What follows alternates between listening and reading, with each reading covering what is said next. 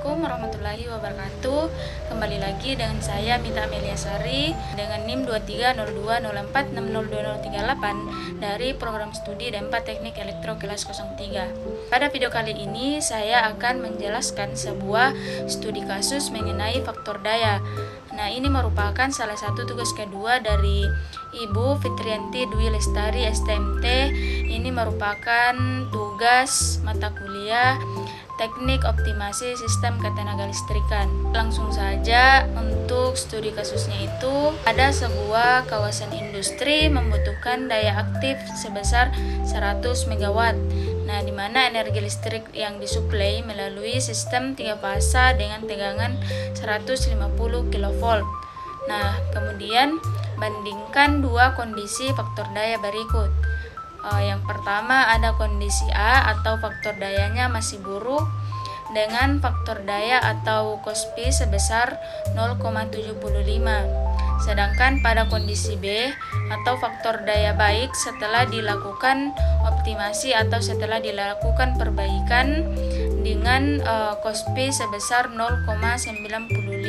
Untuk menentukan perbandingan kedua dari kondisi ini, maka yang pertama yang perlu kita tentukan itu adalah daya semunya atau S-nya pada masing-masing kondisi, di mana rumus dari daya semu atau S itu sama dengan P per KOSPI, di mana nilai P itu merupakan nilai dari daya aktif dan KOSPI itu merupakan faktor daya dari kondisi tersebut. Di mana kondisi A atau faktor dayanya buruk, nilai S itu sama dengan P per KOSPI, di mana nilai P-nya itu atau nilai daya aktifnya sebesar 100, kemudian KOSPI-nya sebesar 0,75. Maka hasil dari nilai daya aktif dibagi dengan KOSPI sama dengan 133,3. Maka daya semu dari faktor daya buruk sebesar 133,3. Kemudian pada kondisi B atau faktor daya baik setelah dilakukan perbaikan atau optimasi, di mana nilai S-nya sama dengan P per KOSPI dan nilai dari P sama dengan 100, KOSPI nilainya sama dengan 0,95, maka hasilnya sama dengan 105,3. Nah, pada kondisi B ini maka nilai dari daya semu atau nilai dari S-nya itu sebesar 105,3. Setelah kita mengetahui nilai dari daya semu atau nilai S dari kedua kondisi, maka kedua yang perlu kita tentukan adalah arus saluran atau I sistem 3 fasa, di mana rumus dari arus saluran atau I sistem 3 fasa itu sama dengan S dibagi dengan akar 3 dikali dengan VL, di mana nilai VL itu sama dengan 150 kV.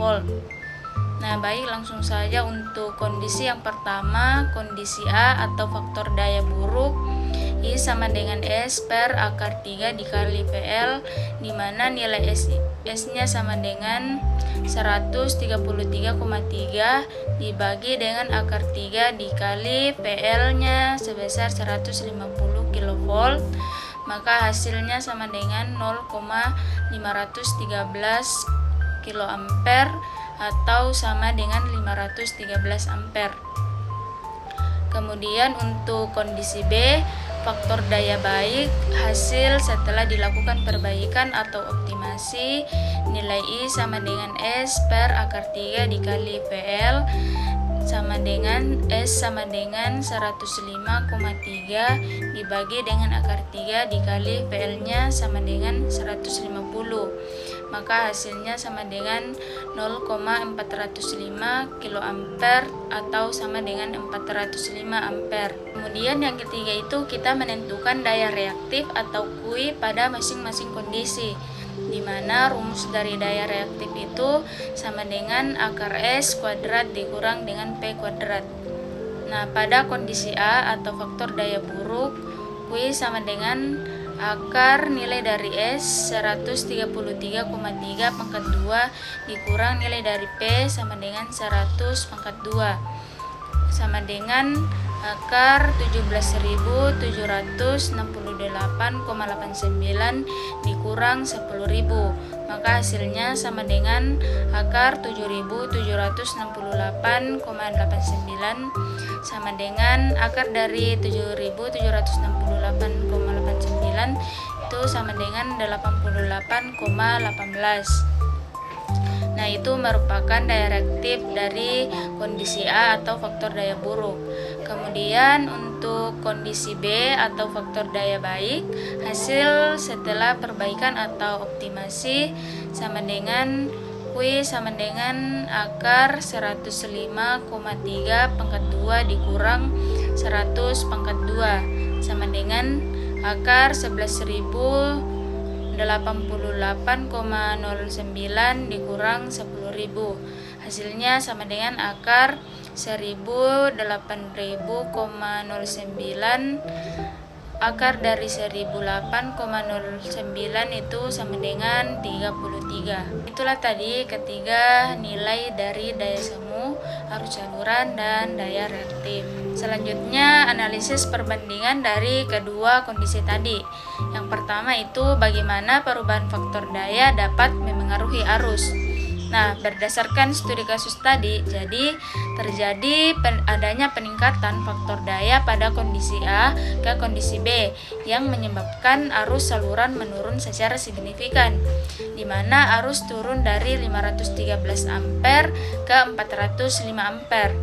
Dengan daya dan tegangan yang sama, faktor daya yang lebih baik membuat sistem bekerja lebih efisien, mengurangi rugi daya, serta menurunkan pemanasan pada saluran dan transformator, dan begitu pula sebaliknya. Kemudian analisis perbandingan yang kedua itu bagaimana perubahan faktor daya dapat memengaruhi daya semu. Nah, berdasarkan studi kasus tadi, perubahan faktor daya berpengaruh langsung terhadap besar daya semu. Untuk daya aktif yang tetap, semakin kecil faktor daya, maka daya semu yang dibutuhkan akan semakin besar. Nah, sebaliknya, jika faktor daya diperbaiki dan mendekati 1, maka daya semu akan semakin kecil. Atau dengan kata lain, semakin besar faktor daya atau cos P, maka semakin kecil daya semu, dan semakin kecil faktor daya, maka semakin besar daya semu yang harus disuplai. Nah, oleh karena itu, perbaikan faktor daya dapat menyebabkan sistem menjadi lebih efisien karena daya semu, arus, dan rugi-rugi daya dapat dikurangi.